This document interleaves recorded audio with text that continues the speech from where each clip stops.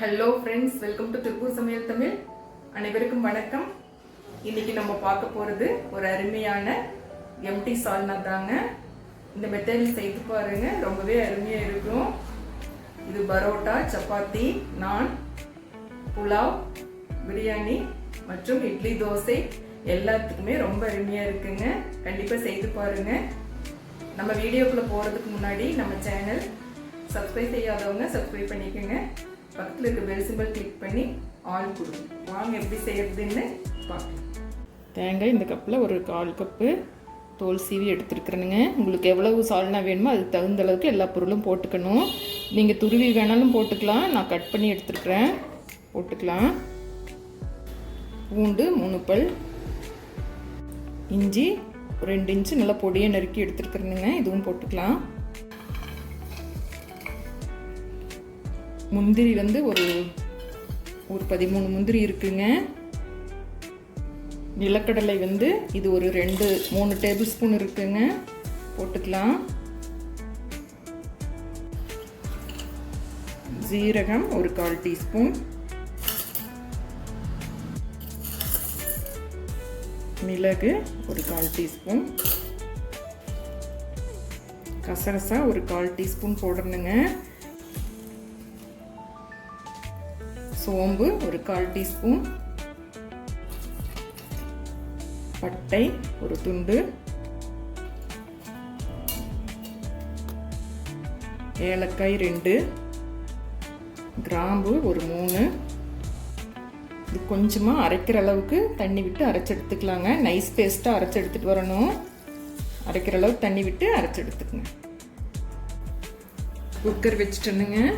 குக்கரில் தான் நம்ம செய்ய போகிறோம். சூடாகட்டும். ஆயில் விட்டுக்கலாங்க.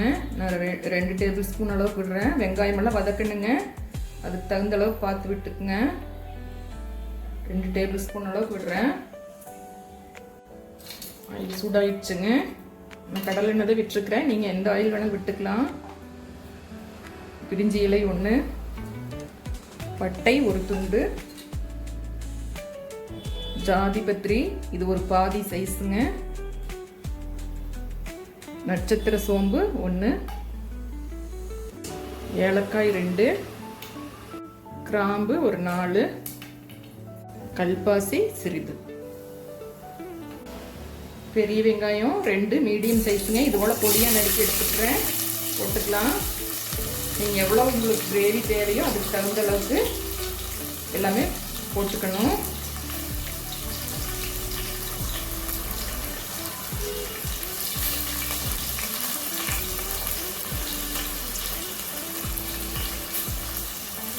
நல்லா வதக்கிக்கணுங்க. ஸ்டவ் மீடியமாக தான் இருக்கு. நல்லா அந்த வெங்காயம் நல்லா வதக்கணும். பாதி வதங்கிடுச்சுங்க. பச்சை மிளகாய் ஒரு 2 நீல வாக்கில் கட் பண்ணி போட்டிருக்கிறேன், இதுவும் வதக்கலாம். வதங்கட்டும்.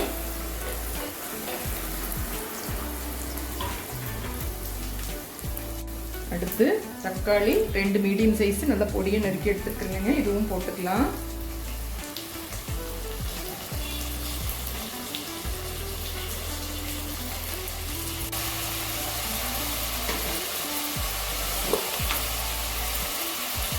கல்லுப்பு சிறிது போட்டுக்கலாங்க. நல்லா வதங்கிடும், சீக்கிரமாக வதங்கிடும், அதுக்காக போடுறேன். நல்லா வதங்கிட்டோம். நல்லா மசிஞ்சு வரணுங்க. தக்காளி நல்லா மசிஞ்சிடணும்.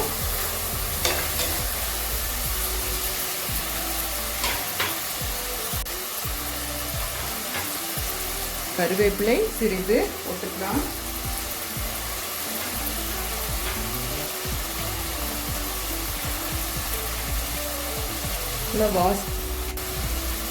நல்லா வாஷ் பண்ணிட்டு போட்டுக்கிறேங்க. அதெல்லாம் வதங்கட்டும், அப்புறமா பார்க்கலாம்.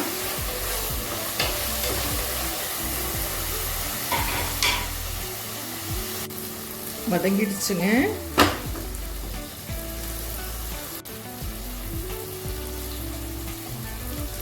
மஞ்சள் தூள் ஒரு 1/4 டீஸ்பூன்,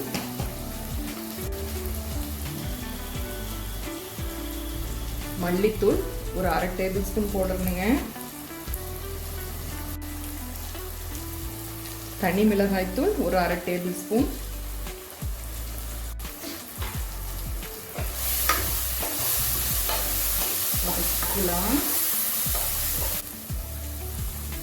அடுத்து புதினா ஒரு கைப்பிடி அளவுக்கு,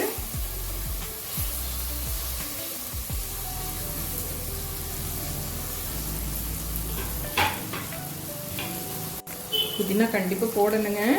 மல்லித்தலை நல்லா எல்லாமே வாஷ் பண்ணிட்டு நல்லா பொடியை நறுக்கி எடுத்துருக்கிறேன். மல்லி வந்து இது ஒரு கைப்பிடி அளவுக்கு இருக்குங்க.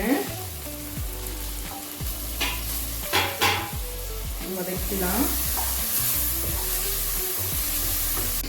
அடுத்து இந்த அரைச்சிட்டு வந்து அந்த தேங்காய் பேஸ்ட்டையும் ஊற்றிக்கலாங்க. உங்களுக்கு எவ்வளோ கிரேவி தேவையோ அதுக்கு தகுந்த அளவுக்கு எல்லாமே போட்டுக்கணும். எவ்வளோ திக்காக வேணுமோ அதுக்கு தகுந்த அளவுக்கு தண்ணி கலந்துக்குங்க. குக்கரில் வைக்கிறதுனால கொஞ்சம் அடி பிடிச்சிருங்க. அதனால நல்லா தண்ணி கலந்து வச்சிடணும். ரொம்ப திக்காக வைக்கக்கூடாது.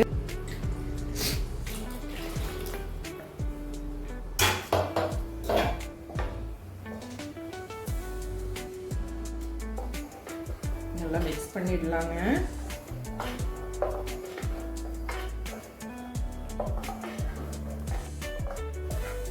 உங்களுக்கு எவ்வளோ திக்காக வேணுமோ அதுக்கு தகுந்த அளவுக்கு தண்ணி கலந்துக்குங்க.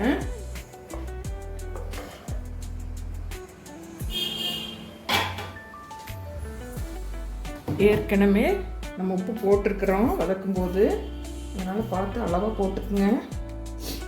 கல்லுப்பு தான் போடுறேன், ஒரு 1/4 டேபிள் ஸ்பூன் போடுறேனுங்க. கடைசியில் கூட டேஸ்ட் பண்ணி பார்த்துட்டு பத்துலினா போட்டுக்கலாம். இப்போ அளவாக போட்டுக்குங்க.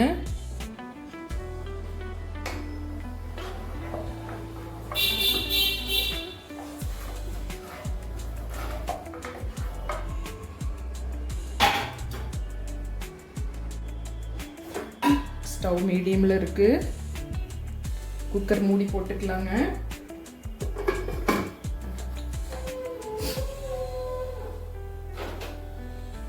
ஒரு ரெண்டு விசில் விட்டு ஆஃப் பண்ணிடலாம். அப்புறமா பார்க்கலாம்.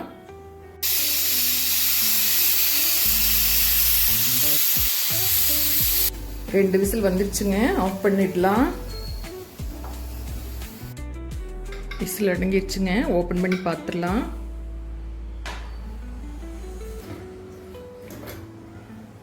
அருமையாக வந்திருக்குது சால்னா. அருமையாக வந்திருக்குதுங்க. நல்ல எண்ணெய் பிரிஞ்சு வந்திருக்குது மேலே.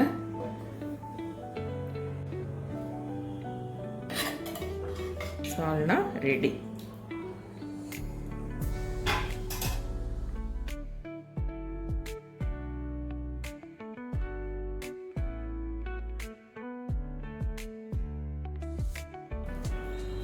இது பன் பரோட்டா தாங்க. ரெஸ்டாரண்ட்டில் தான் வாங்கிட்டு வந்துச்சு. அடுத்து பரோட்டா ரெசிபியும் போடுறேனுங்க.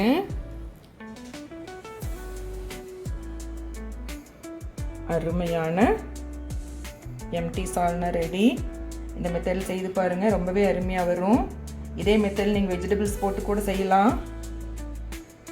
இது பரோட்டா, சப்பாத்தி, இட்லி, தோசை, நான், பிரியாணி எல்லாத்துக்குமே ரொம்ப அருமையாக இருக்குங்க. கண்டிப்பாக செய்து பாருங்கள். செய்து பார்த்து பிடிச்சிருந்தா உங்கள் ஃப்ரெண்ட்ஸுக்கும் ஷேர் பண்ணுங்கள், லைக் பண்ணுங்கள், கமெண்ட்டில் எப்படி இருக்குன்னு சொல்லுங்கள். என்றும் உங்கள் அன்பில் அருணா. By by.